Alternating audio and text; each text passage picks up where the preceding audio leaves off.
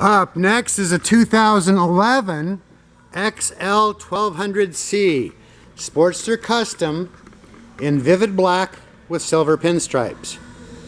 Previous owner spent some money and saved you a few dollars on things like an engine guard with a spot to rest your feet. Bike has under 18,000 miles on it and is in great shape.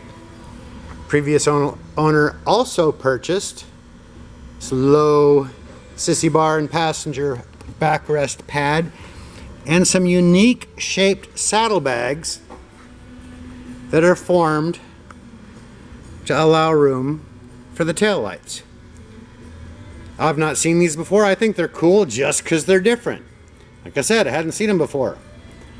1200cc motor, 5-speed transmission, under 20,000 miles, under $7,300. Looking perfect.